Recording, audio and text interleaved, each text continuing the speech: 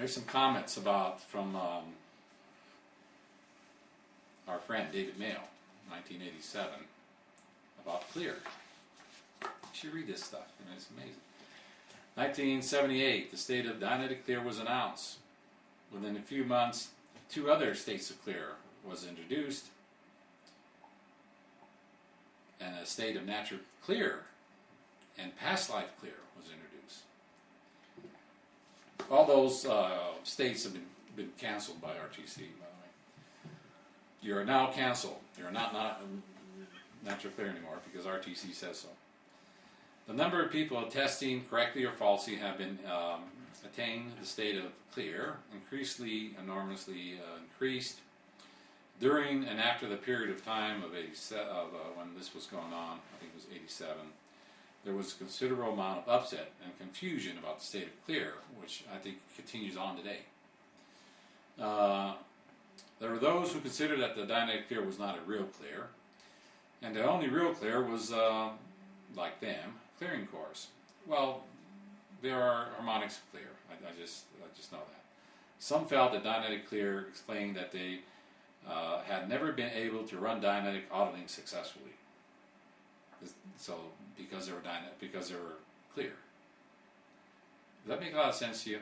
If somebody's clear, they're able to see their track, and they're able to run their track or anything. I mean, to say that, okay, I'm having a lot of trouble because I'm clear. Well, you wouldn't be having trouble if you were really clear. Am I wrong here? I mean, it's something wrong with this logic, with David or someone. Okay. I'm going to get down here. Let us examine more closely what happened in 78 and early 79. David says that LRH had been audited and concluded that one of the things wrong with his case was that he had been audited on Dianetic auditing after he obtained the state of clear. Now, Hubbard first tested the clear with doing objectives. And he then issued, Hubbard, a bulletin forbidding the running of Dianetic auditing on clears. I remember I was around that time. I was at AO, and for many years, we were auditing clears and OTs on Dianetics with no problem. And I still audit clears and OTs on Dianetics with no problem. Anyway. The first people were being declared clear regardless of what they thought they had gone clear or not.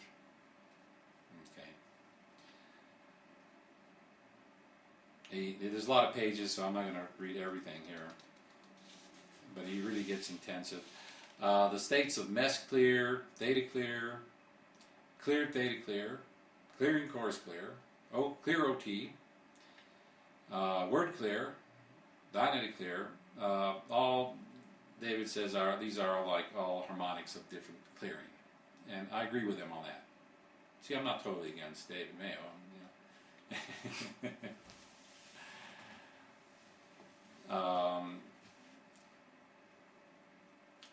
Yeah, he even states the harmonics of clear with quotes unquote here.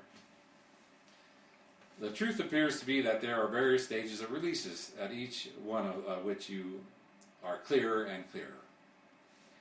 The person experiencing the glee of insanity is clearer than someone who is just completely unconscious.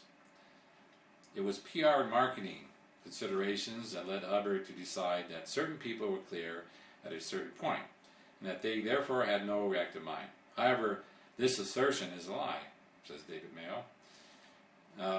He's saying Hubbard's lying there. And a very destructive one that denies case gain to a great many people, provides too convenient rabbit button for PCs and auditors and CSs. The claim that case and ethics problems can be caused by being clear was absurd.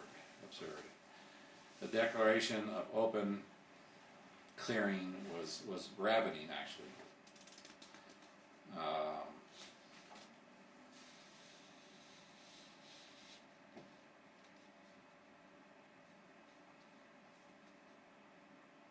Another part of the problem is that the state of release or clear are only subjective. It's just up to the individual.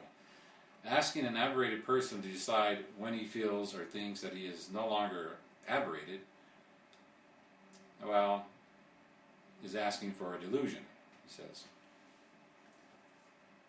So anyway, usually at first, at one time, clears had to be tested. Like if you said, I'm clear, there was tests. LRH had tests. He had the personality test, and there was a couple of other tests that we have here that you could actually tell if a person was clear or not.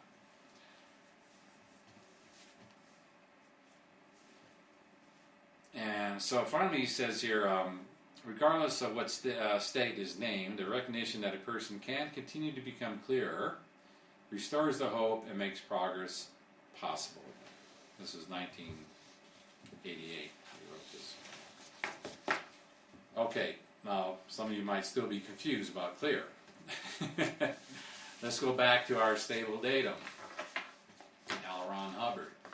Why don't we just stick with that Ron on this, because after Dave Mail got on lines and you got RTC boys, it all became very confusing. Go back to the 75 bridge, and all of a sudden, things become clearer. And so that means, though, see, the thing is, the trick here is not to take any tech that was developed by the RTC bridge back into the 75 bridge, because it ain't going to work. Because there you got NED, there you got dynamic clearing, there you can do power and all that stuff. So you kind of keep these technologies separate. In other words, if you're going to do the 75 bridge, you have to do the 75 tech that was developed up to that point.